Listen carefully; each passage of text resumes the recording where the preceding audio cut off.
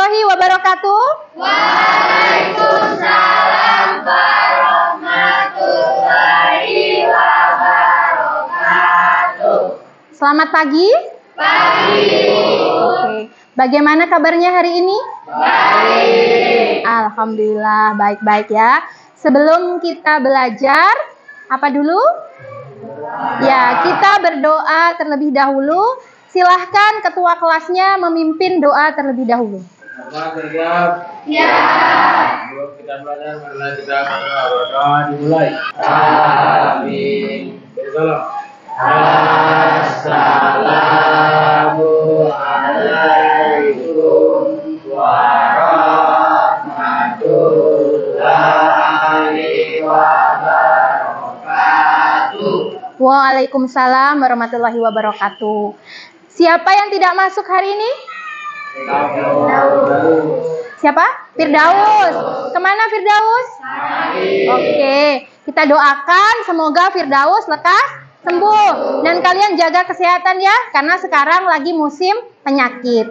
Silahkan dibuka Google Classroom-nya. Google Classroom-nya, _9 biasa. Classroom dibuka. Ya. Silakan kalian mengisi daftar hadir 18 September 2025. Google Classroom-nya dibuka. Oke, sudah semua ya mengisi daftar hadir? Nah, kita lanjut. Hari ini kita akan belajar tentang berpikir komputasional. Ya, hari ini kita akan belajar tentang berpikir komputasional. Sekarang kita fokus dulu. Fokus dulu. Tarik napas dalam-dalam. Hembuskan. Ya. Semuanya hadir di sini ya. Tidak ada yang pikirannya tertinggal di luar, lapar atau tertinggal di kantin. Jadi semuanya hadir di sini. Kita akan mengikuti pelajaran informatika. Tentang anak? Ibu mau bertanya, apa itu yang dimaksud berpikir komputasional? Komputasional, apa itu kira-kira? Komputasional itu berhubungan dengan apa kira-kira?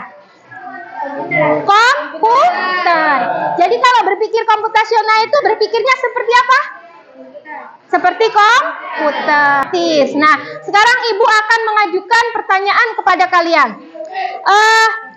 Pernahkah kalian mendapat masalah? Nah, contohnya masalah apa kira-kira? Apa? Masalah apa? Nuramika, kira-kira masalah apa yang pernah kamu dapati? Nilainya, contoh nilainya? Nilainya rendah. Nah, bagaimana caramu menyelesaikan masalah kalau nilaimu rendah tadi? Ya, belajar yang pertama. Apakah langsung belajar saja? Tidak. Membuat apa dulu? Ya, membuat jadwal, membuat rencana. Apa yang mau dipelajari, kemudian kapan dilaksanakan, kemudian materi apa saja yang kurang. Kita pelajari, kemudian secara berurut kita laksanakan. Itu tadi. Jadi, itu cara menyelesaikan masalah. Itu masalah yang mungkin tidak terlalu sulit. Nah, tujuan pembelajaran yang kita capai hari ini adalah menjelaskan apa itu berpikir komputasional. Yang kedua, peserta didik mampu mengimplementasikan metode dekomposisi, pengenalan pola, abstraksi, dan algoritma dalam menyelesaikan permasalahan yang diberikan. Nanti apa itu dekomposisi, abstraksi, pengenalan pola, algoritma, nanti kita akan bahas di pertemuan ini. Nah, sebelum kita masuk ke dalam materi, kita berdiri dulu, biar semangat, biar senang belajarnya.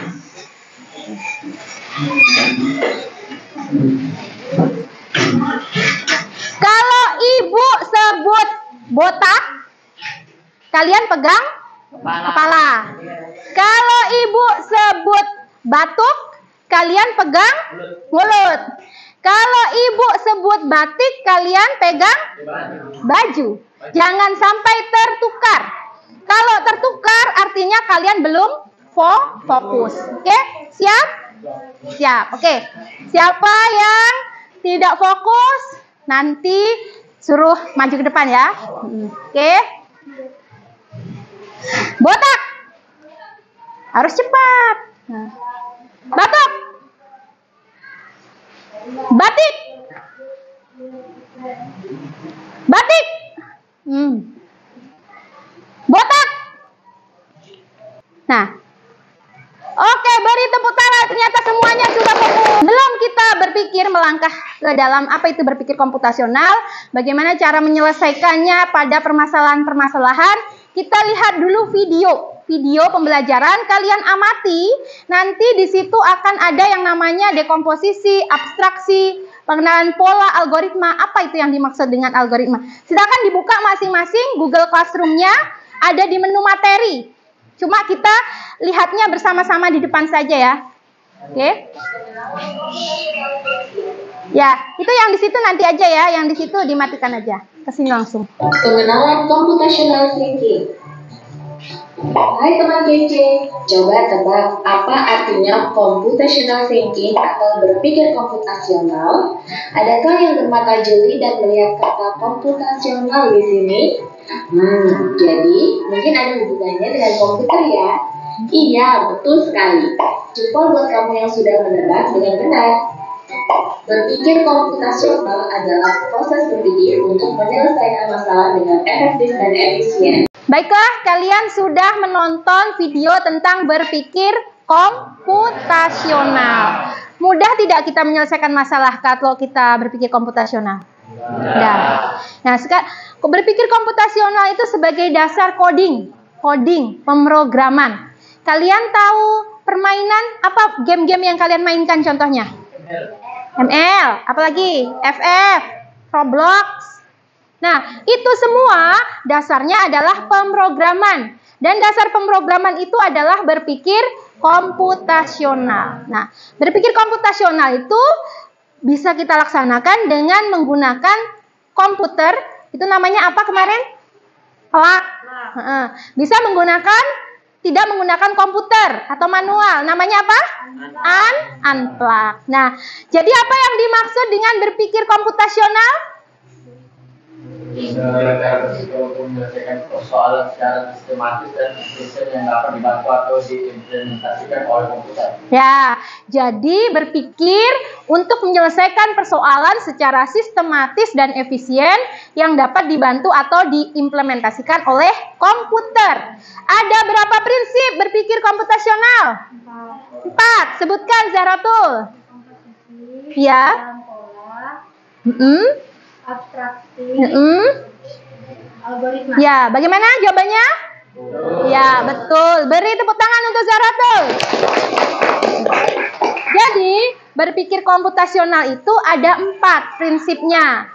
Yang pertama, ada dekomposisi, pengenalan pola, abstraksi, dan algoritma. Mari kita jabarkan satu persatu. Apa yang dimaksud dengan dekomposisi berdasarkan video yang tadi? Siapa yang bisa angkat tangannya? Dekomposisi. Apa? Ya. Siapa yang bisa? Ya. Dekomposisi adalah memecah masalah-masalah besar menjadi bagian kecil-kecil. Kemudian, kalau pengenalan pola, tadi contohnya apa pengenalan pola tadi? Kita menjemur pakaian, ada pakaian bapak, ada pakaian ibu, pakaian adik, kita kelompokkan, nah supaya tidak tertukar.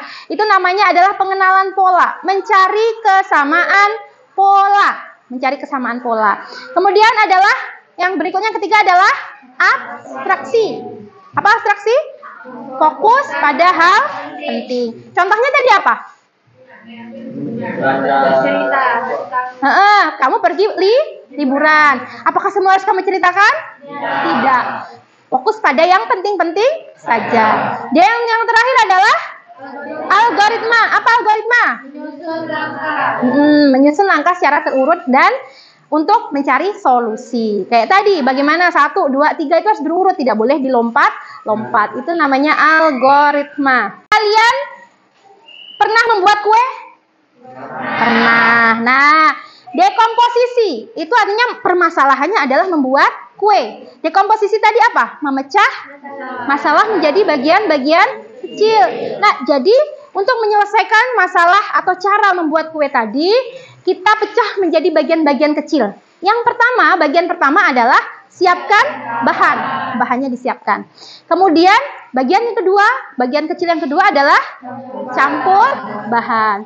Yang ketiga adalah panggang kue. Yang keempat adalah hias kue. Itu dipecah bagian-bagian kecil supaya bisa diselesaikan. Itu yang dimaksud dengan dekomposisi. Berikutnya, pengenalan pola. Nah, kita bisa lihat permasalahan pengenalan pola contohnya pada matematika. Ada yang namanya deret aritmatika. Nah, di sini contohnya adalah deret angka. Ini ada deret 2, 4, 6, 8. Kira-kira angka selanjutnya berapa? 10. Dari mana dapat 10? Karena polanya setiap lompat 1 ditambah 2. Nah, itu pengenalan pola. Berikutnya adalah abstraksi. Mengambil bagian-bagian penting. Nah, contoh dalam kehidupan sehari-hari, kalau kita membuat peta ya, umpamanya peta SMP Negeri 6 atau peta Tanjung Limau, Desa Tanjung Limau. Apakah kita perlu melukis setiap pohon yang ada di situ? Berapa pohon yang mau kita lukis? Tidak. Kita fokus pada hal yang penting. Yang penting itu apa kalau kita buat peta? Jalannya, supaya orang tidak kesasar. Kalau pohonnya tidak perlu. Karena di jalan kita tidak menghitung pohon. Nah, jalannya, kemudian tempat-tempat tertentu. Contoh ini SMP, ini SD. Jadi tempat-tempat umum untuk sebagai penanda. Nah, itu abstraksi. Berikutnya adalah algoritma. Kalau tadi dekomposisi memecah-mecah, algoritma itu artinya kita melakukan langkah-langkah secara sistematis. Contohnya bikin teh. Apakah diaduk dulu? Tidak. Yang pertama dilakukan apa? Iya, didihkan air. Kemudian siapkan, masukkan teh ke dalam cangkir. Bisa ditambah gula ya. Kemudian tuang air panas atau gulanya bisa ditambah di belakang. Baru sajikan. Sekarang Ibu sudah masukkan LKPD ke dalam Google Classroom-mu. Kerjakanlah secara berkelompok. Ada di LKPD sini. Silakan dibuka Google Classroom-nya masing-masing. Kerjakan secara berkelompok. Satu kelompok terdiri bisa 4 atau 5 orang kalau memang 4-nya lebih. Nah, LKPD-nya di sini adalah kalian disuruh mengidentifikasi masalah-masalah yang ada di sekitarmu. Satu masalah, satu kelompok, satu masalah saja. Kemudian dari satu masalah itu kalian selesaikan dengan 4 teknik melalui teknik apa tadi? Dekomposisi, pengenalan pola, abstraksi, dan algoritma. Nah, contoh kayak tadi, membuat jadwal harian. Dekomposisinya apa? Pengenalan polanya apa? Kemudian abstraksinya apa? Kemudian yang terakhir, algoritmanya bagaimana? Nah, silakan dikerjakan melalui diskusi dengan kelompoknya masing-masing. Kemudian presentasikan di depan melalui perwakilan. Kalau sudah dipresentasikan, baru tugasnya di-upload masing-masing di Google Classroom-nya. Dikerjakan melalui Google Dokumen ya. Siap? Ya? Oke, silakan mulai dikerjakan dari sekarang berdiskusi dengan temannya. Silakan diskusi.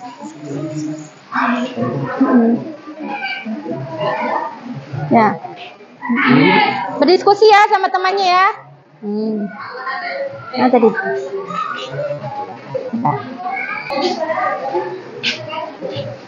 Google Drive-nya ya.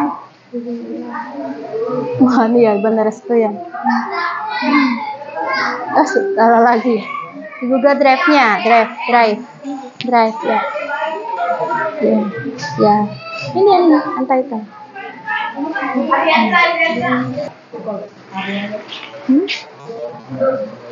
Ya.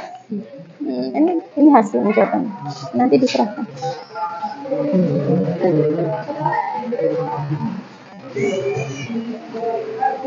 Oke. Silakan. Sudah selesai semua? Sudah. Oke. Silakan kita Siapa yang mau maju duluan? Ya, oh kelompok 1. Silakan kelompok 1 maju. Zahratu dan Nur Amika.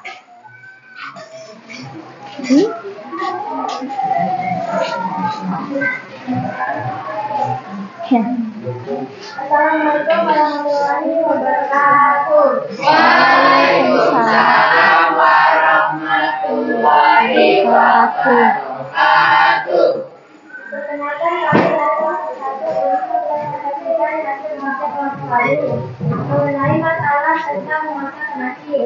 Penyelesaian masalah dalam posisi. Pada tahap awal memasak nasi, mari kita menyiapkan langkah-langkah untuk memecahkan masalah dengan menyiapkan beras, air, tempat nasi, hingga pemasak nasi atau kuker. Pengenalan pola dengan memahami dalam proses memasak nasi dari memasak air dahulu, memasak beras, kemudian menyalakan mesin memasak nasi tersebut. Abstraksi, sebuah kombinasi beberapa nasi yang dibutuhkan dalam memasak nasi.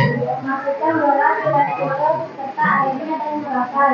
Algoritma, sudah memahami polanya dari di atas, masukkan beras secukupnya, air secukupnya, hingga nyalakan mesin pemasak nasi. Nah, jadi kelompok 1 memilih masalahnya adalah memasak nasi. Nah, dibagi menjadi 4, dekomposisi, pengenalan pola, abstraksi, dan algoritma. Dekomposisinya dia pecah-pecah menjadi bagian kecil-kecil. Apa saja bagian kecil-kecilnya? Ya, menyiapkan beras. Ya, dia dekomposisinya seperti itu. Nah, kemudian pengenalan polanya, dilihat polanya. Prosesnya memasak nasi itu seperti apa? Kemudian bagaimana caranya? Abstraksinya, nasinya yang dibutuhkan saja berapa? Abaikan hal-hal yang tidak penting. Algoritmanya dikerjakan secara berurut dari tadi. Nah, bagaimana tanggapan untuk kelompok 1? Ada pertanyaan? Ada. Bagaimana tanggapanmu? Sudah bagus? Ya. Beri tepuk tangan untuk kelompok 1. Terima kasih. Silakan duduk. Kalian sudah mengerti atau sudah bisa menjelaskan tentang apa namanya itu berpikir komputasional dalam yang terakhir. Nah, ada soal sumatif tentang berpikir komputasional. Silakan dibuka soal sumatif tentang berpikir komputasional. Soal sumatif ya, di atasnya LKPD, di tugas kelas, di menu tugas kelas, soal sumatif. Oke? Soal sumatif. Nih. Oh, Ibu belum anukan ya. Bentar. Tugaskan. Silakan dikerjakan, ada 10 soal. Ada 10 soal. Ada 10 soal sumatif tentang berpikir komputasional. Tulis namanya, kemudian kerjakan, kalau sudah serahkan. Oke, sudah semua? Password? Soal sumatif. Bagaimana? Sudah selesai soal sumatifnya? Ada yang dapat nilai bagus? Ya. Semoga nilainya bagus ya. Kalau memahami dari awal sampai bagus, nilainya bagus. Nanti ada kelihatan di situ nilainya soal sumatifnya. Nah, dari pembelajaran yang sudah kita pelajari hari ini. Dari pembelajaran yang sudah kita pelajari hari ini. Nah, siapa yang bisa menyimpulkan apa yang sudah kita pelajari hari ini? Angkat tangannya. Oh ya, Sartika. Apa yang sudah kita pelajari hari ini tentang apa? Ya, tentang berpikir komputasional. Apa saja, Sartika? Ya. Ya. Algoritma. Ada 4 berpikir komputasional. Kemudian siapa yang bisa menyimpulkan apa itu berpikir komputasional? Angkat tangannya. Hah? Berpikir komputasional itu apa? Berpikir seperti komputer, berpikir secara terstruktur. Kemudian Apa sih tujuan fungsinya dari berpikir komputasional supaya apa? Kok masalah itu perlu berpikir komputasional supaya apa? Siapa yang bisa? Rizka? Ya, untuk menyelesaikan masalah supaya masalahnya cepat selesai. Kemudian pemecahannya secara berurut, efisien. Itu berpikir komputasional. Jadi bisa kita simpulkan. Siapa? Coba dibaca. Siapa yang mau membaca ini? Sari. Berdiri Sari. Ya. Jadi ini membantu kita menyelesaikan masalah dengan lebih dan Terstruktur, ya. aplikasi dan algoritma terkait. Dia menggunakan metode ini agar meningkatkan kemampuan berpikir kita. Nah, jadi metode ini sangat penting. Kenapa? Karena kalau kita sering latihan, maka pemecahan masalah kita dalam memecahkan masalah semakin bagus. Nah, Ibu tanyakan satu lagi. Bagaimana perasaan kalian hari ini? Senang. Apakah ada yang bersedih? Tidak ada yang bersedih ya. Hari ini kita senang-senang karena sudah mengenal bagaimana berpikir komputasional untuk menyelesaikan masalah. Nah, minggu depan kita akan belajar selanjutnya yaitu tentang struktur data.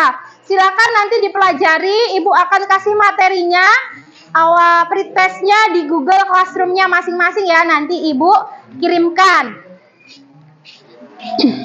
Nah, jadi kita akhiri pertemuan kali ini ya. Kita akhiri pertemuan kali ini. Sebelum diakhiri harus apa dulu? Berdoa. Silahkan berdoa terlebih dahulu. Nah, kerja. Sebelum kita melanjutkan berdoa mulai.